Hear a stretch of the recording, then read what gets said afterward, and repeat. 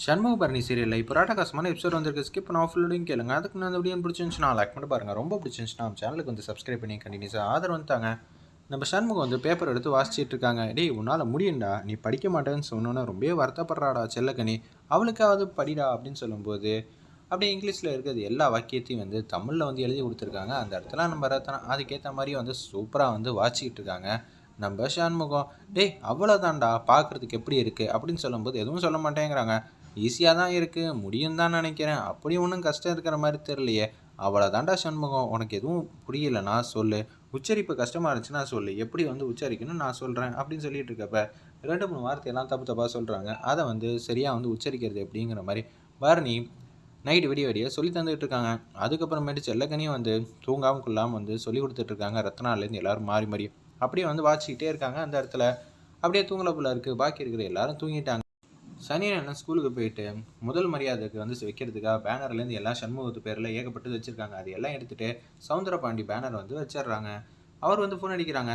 என்னல்ல சனியா, அங்கே வேலையெல்லாம் அப்படி நடந்துகிட்டு இருக்கு, சண்முக பேனர்லாம் இறக்கியாச்சு, அதெல்லாம் தூக்கி குப்பையில் போடு. அதை எங்கே போட்டால் என்னையா, வரவங்கெல்லாம் உங்கள் பேனரை பார்த்தா போதும்ல, அது ஓரமாக ஒரு மூலையில் வந்து இருக்கட்டும். அதுவும் கரெக்டாக தான், நம்பதுக்கு தேவையில்லாமல் டயத்தை வந்து பேசிக்கிட்டு நீ ஸ்கூலில் வந்து எல்லா இடமும் வந்து தேடி தேடி பாரு, ஒரு பேனர் கூட அவனோடது இருக்கக்கூடாதுடா. அது மட்டும் இல்லாமல் இந்த ஊர் ஃபுல்லாக வந்து பார்த்துடணும், எங்கேயாவது இண்டு முடுக்கு வச்சுருந்தா கூட அதையும் தூக்கி எறிஞ்சிடணும், சரியா அப்படின்னு சொல்லிடுறாங்க. ஐயா நீங்கள் எதுக்கும் கவலைப்படாதீங்க, நான் பார்த்துக்கிறேன் அப்படின்னு சொல்லும்போது ஃபோனை வந்து வச்சிடுறாங்க. நைட் ஃபுல்லாக தூங்காமல் வந்து சமுத்திரமணி மாதிரி உட்காந்துக்கிட்டு இருக்காங்க. அப்பன்னு பார்த்து பாக்கியமோ எஸ்கியும் வந்து வராங்க. பாக்கியம் வந்து கேட்குறாங்க, என்னங்க தூங்க போலியா? நான் தூங்கலைன்னா நீயும் தூங்கக்கூடாது. காலையில் எந்திச்சேன்னு பாக்கியம் இதை கொண்டு வா, பாக்கியம் அதை கொண்டு வான்னு சொன்னேன்னு வச்சுக்கேன், கும்மட்டிலே குத்துவோம் பார்த்துக்க. நீங்கள் தூங்காமல் இருக்கீங்கன்னா நான் தூங்காமல் இருக்கணுமா? என்ன நினச்சிக்கிட்டு இருக்க அப்படின்னு சொல்லி காமெடியாக வந்து திட்டிகிட்டு இருக்காங்க. அல்டிமேட்டாக இருந்துச்சுன்னே சொல்லலாம். பாத்தியா இல்லை முத்துப்பாட்டிய நிலமைய, ஏமா அப்பாவை போட்டு படாப்படுத்துறீங்க?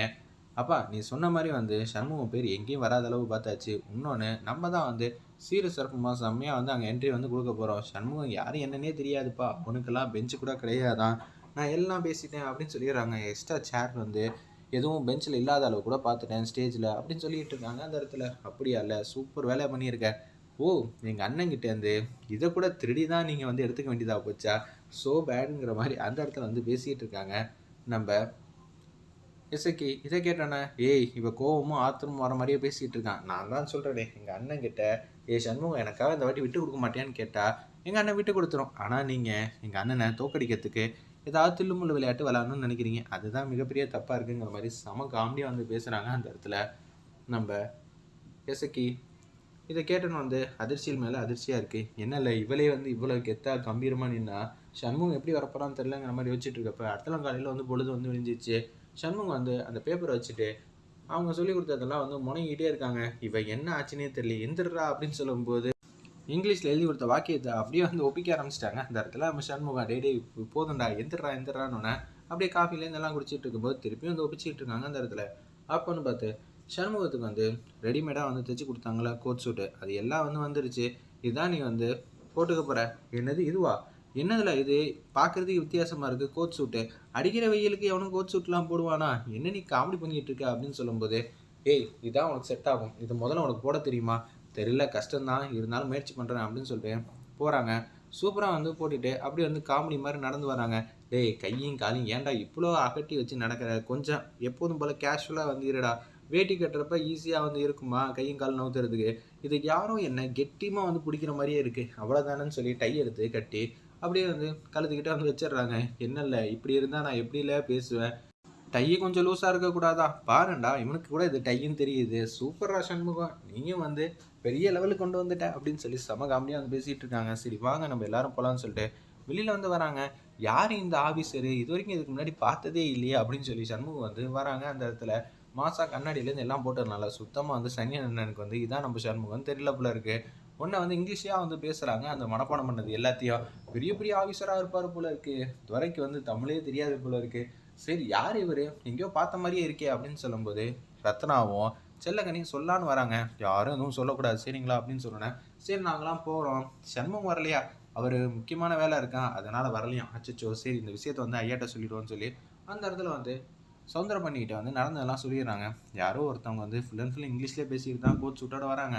மற்றபடி சுற்றி இருக்கிறவங்கலாம் சண்முகம் வந்து கேட்டேன் எங்கே இருக்கானே, அவருக்கு முக்கியமான வேலை இருக்கான், அதனால் வரலையாம். அச்சச்சோ என்னடா அது இங்கே வந்தால் பிரச்சனை பண்ணுவான், அவனை கலாட்டா பண்ணி அடித்து ஓட விடலான்னு பார்த்தா இப்படி ஆகி போச்சேங்கிற மாதிரி வருத்தத்தில் வந்து இருக்காங்க நம்ம சௌந்தரபாண்டி.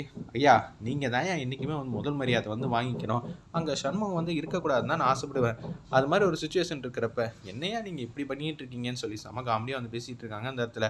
அதுவும் கரெக்டு தான்டா அப்படின்னு சொல்லிட்டு சூப்பராக வந்து ஸ்டேஜில் வந்து வரப்போ செமையாக வந்து எல்லாம் வந்து வெல்கம் பண்ணுறாங்க.